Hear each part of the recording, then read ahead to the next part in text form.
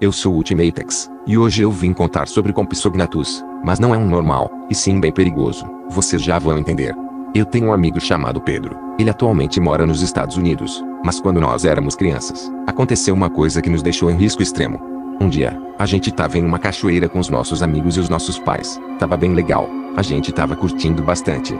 Até que quando eu saio da água, eu vejo uma coisa estranha verde em um arbusto, era um Compsognathus, e mano, eu fiquei surpreso, pois os dinossauros já estavam extintos, e do nada, eu tava vendo um Compsognathus na minha frente. Pedro também saiu da água e viu o Compsognathus, ele tava olhando para nós com uma cara fofa, até que ele sai correndo, e nós decidimos seguir ele. Nós entramos no meio da floresta, o Compsognathus era um pouco rápido, a gente não conseguia acompanhar ele direito, até que a gente segue ele até uma caverna, a caverna estava escura, mas o Compsognathus entra nela, e por nós sermos bem curiosos, nós também entramos na caverna, só que o Compsognathus do nada some, a caverna estava escura, mal dava pra ver alguma coisa lá dentro, até que do nada acaba acendendo um fogo, iluminando o local, e quando a gente podia enxergar lá dentro, tinha várias cobras pretas com os olhos vermelhos olhando para nós dois. Quando a gente olhou pro lado, o Compsognathus estava rindo, e ele se esconde numa pedra. Eu e Pedro saímos correndo gritando, até que uma cobra morde o pé do Pedro e injeta seu veneno. O Pedro começa a chorar e gritar, então eu volto rapidamente para a cachoeira para avisar aos nossos pais. A gente segue os rastros e quando chegamos na caverna,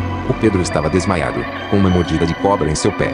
Depois disso nós fomos embora, mas antes de eu entrar no carro, eu olho pro lado, para um arbusto de alguns metros de distância, e o Compsognathus estava lá olhando para mim e rindo. Eu já tava ficando com medo desse bicho. Após vários dias, o Pedro finalmente se recuperou e estava tudo bem. Então, eu fui na casa dele, e a gente começa a conversar sobre o ocorrido. Até que eu tenho a ideia de pesquisar na internet sobre esse Compsognathus, para ver se a gente encontra alguma coisa sobre ele.